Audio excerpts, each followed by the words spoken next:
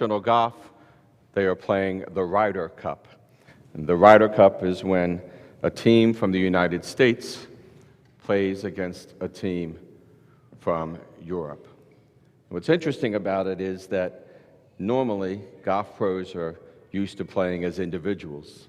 They don't play on a team. They play for themselves. They try to do everything they can to beat their opponent.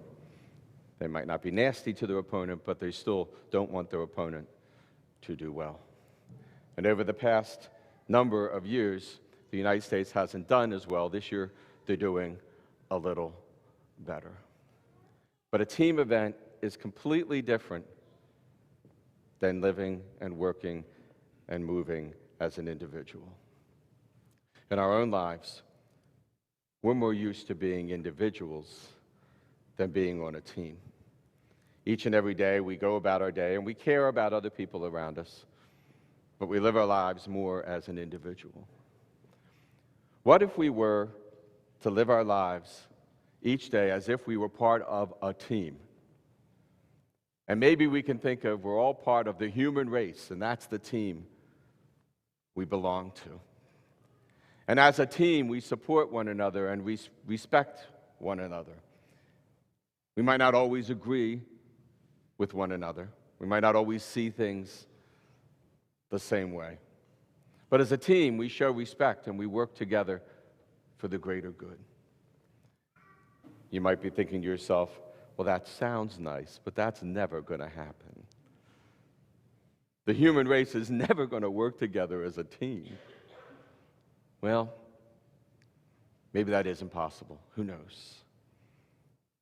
But in our own little part of the world, we can strive to work together as a team. We can start in our families, maybe our workplaces, maybe the people we interact with on a regular basis. You know, when we think of ourselves as all on the same team, then we're a little more respectful. And in a real sense, we are on the same team because we're all children of God. We're all brothers and sisters in Christ. And we all know we don't always agree with our brothers and sisters. But we strive to show respect to one another. The first reading said, "The Lord came down in the cloud and spoke to Moses." Wouldn't it be wonderful if the Lord came down in a cloud right now and spoke to each and every one of us? If he did that, maybe we still wouldn't agree with each other. But maybe we'd show a little more respect for one another. The reading goes on to say, "Would that the Lord might bestow his Spirit on them all." He has bestowed his Spirit on each and every one of us. And it's our choice as to how we're going to allow that Spirit to influence us. It's our choice whether we're going to make all the decisions we make and everything we do solely as an individual. What's best for me? Or we're going to see each other as part of a team. And maybe it is impossible for everybody in the world to see themselves on the same team. But we can choose to see each other as brothers and sisters in Christ, sons and daughters of God, and we are on the same team. And even when we disagree with each other, we can still show each other respect. The psalm said, "The precepts of the Lord give joy to the heart." The law of the Lord gives joy to the heart. You know, laws and rules don't usually bring joy to our heart. We don't like being told what to do. There are times when we're very happy to let someone else tell us what to do. We don't want to think about it. Yeah, tell me what I'm supposed to do. I'm happy. But most of the time, we don't want to be told what to do. And the Lord doesn't want to tell us what to do. He wants to influence us. And as God's children, if we truly allow him to influence us, then how we live each day is going to be a little bit different.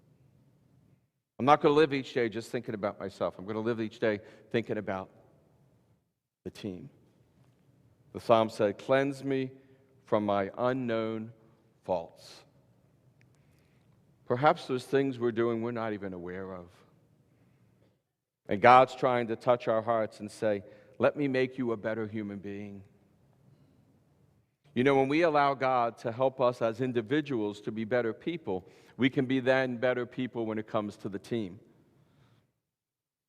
And how we look at each other and how we interact with each other might be a little bit different. The second reading, come, you who are rich. James is speaking about those who have means. But he's saying, as individuals, we have to ask ourselves, how am I using the means, the resources God has given to me? James isn't saying it's bad to have resources. It's how I use those. And I can choose each day to use the resources I have, the things I have, the talents I have, just for myself or for the team. And that's a decision each of us makes. Then in the gospel, for whoever is not against us is for us. And then he says, if your hand is your problem, if your foot is your problem, if your eye is your problem, cut it off, pluck it out. Jesus wasn't saying, go around and cut your hands off. He's going around saying, whatever is keeping you from growing closer to me, cut it out. Right now, today, take it out. And he says that to each and every one of us this morning. Whatever might be keeping you from growing closer to me, cut it out. Let me give you the grace and the strength you need to do that. Because when you do that, then as an individual, you're a better person, and then the team is better.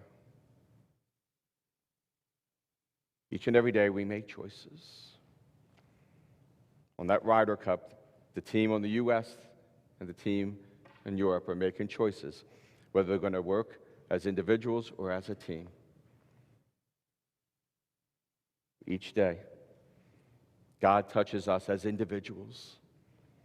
He gives us His grace and His strength as individuals, but then He calls us to go out and be part of a team, to be His sons and daughters, to be brothers and sisters in Christ.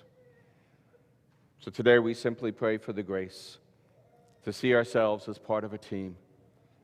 And maybe the whole world will never see itself as part of the human race and as a team, but we can start in our own little part of the world. Lord, give us the grace today to not just be individuals, but to see ourselves as part of a team so that we can respect each other, so that we can show your face to each other. Will we choose to be individuals, or we choose to be part of a team?